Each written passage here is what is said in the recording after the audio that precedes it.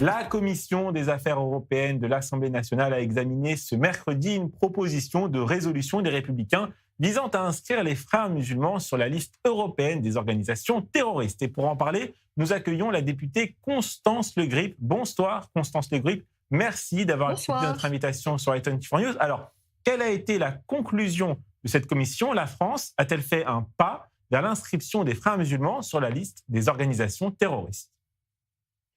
La France, je ne saurais dire à ce stade, mais il y a eu adoption très large par la Commission des affaires européennes de l'Assemblée nationale de la proposition de résolution européenne initiée par le groupe des députés des Républicains, les députés du groupe de Laurent Wauquiez, proposition de résolution européenne à laquelle beaucoup d'autres groupes ont apporté leur soutien, à commencer par le groupe auquel je suis apparentée, le groupe Ensemble pour la République, et j'ai moi-même porté la parole de mon groupe et donné mon plein et entier assentiment à cette proposition de résolution européenne qui a donc été très largement adoptée par la Commission des affaires européennes. Alors il y a encore plusieurs étapes, hein. C'est ainsi qu'est construite la procédure parlementaire. Nous allons maintenant voir, c'est dès la semaine prochaine, la Commission des affaires étrangères se saisir de ce texte, de cette proposition d'inscription de l'Organisation des frères musulmans sur la liste des organisations terroristes de l'Union européenne.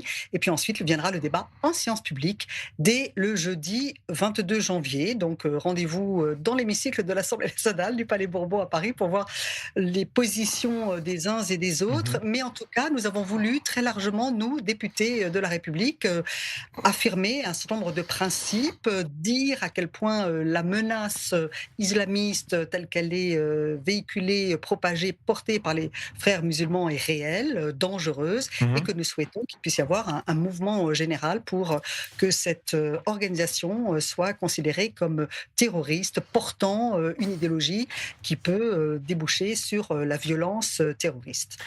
Les députés de quel parti ont voté contre? Alors, en commission des affaires européennes, pour être tout à fait franche, on est très très peu nombreux. Le sujet n'avait pas, je suis confuse de le dire, à ce stade, pour ce qui concerne la journée d'hier, mobilisé des foules innombrables, mais c'est le représentant du groupe de la France insoumise qui a voté contre, oui. La Jordanie a interdit en avril 2025 toute activité des frères musulmans sur son sol. Est-ce que les pays européens, en dehors de l'Autriche, ils sont plus naïfs que les pays musulmans face à cette menace?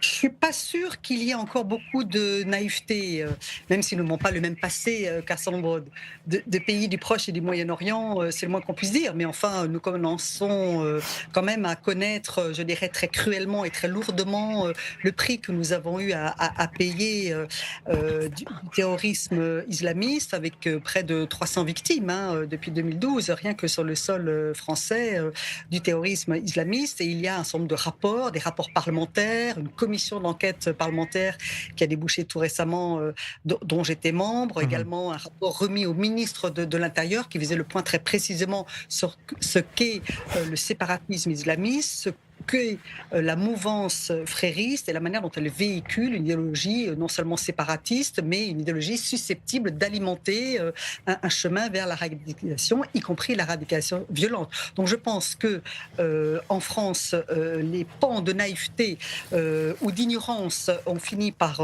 s'effondrer, même si ça a pris un petit peu de temps, encore une fois. Nous essayons de faire partager à la fois par nos services de renseignement, mais aussi par le travail parlementaire et politique que nous menons à d'autres pays européens, ce que nous constatons et ce que nous identifions sur la dangerosité de la menace islamiste et particulièrement de la menace frériste. Ça progresse lentement, mais sûrement à l'intérieur de l'Union européenne. Et comment expliquez-vous qu'une partie de la jeunesse musulmane ait de la sympathie pour ce courant?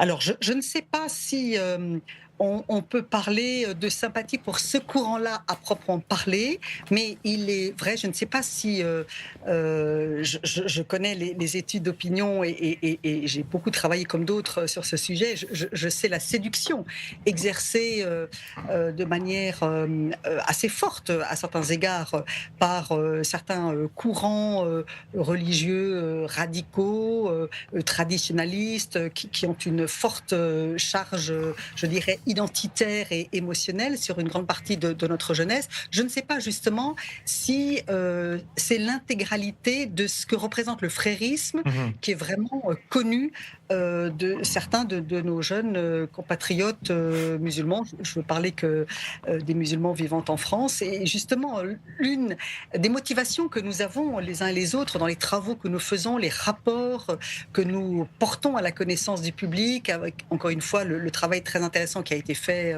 et qui a été rendu public à la mi-décembre par la commission d'enquête sur l'islamisme et l'entrisme islamiste, Mhm. d'autres travaux, c'est rendre visible, rendre audible, conscientiser en quelque sorte l'opinion publique Merci beaucoup. française dans toutes ses composantes sur la dangerosité et la réalité de ce qu'est le frédisme. En réalité, il n'y a plus vraiment de frontières étanches entre l'islamisme politique et la radicalité violente. Et c'est de tout cela dont nous devons faire prendre conscience à nos compatriotes, parce que une chose est d'avoir des convictions religieuses et Mhm. spirituelles fortes, une autre est d'aller sur ce chemin qui est un chemin pouvant conduire à la radicalisation, à la violence, qui enferme et qui débouche Merci sur beaucoup. une appétence pour des comportements violents, terroristes, et qui sont absolument mortifères pour nos valeurs et pour l'ensemble de notre société. Merci beaucoup, Constance Le Grip, d'avoir accepté notre invitation sur i24 News. Merci à vous.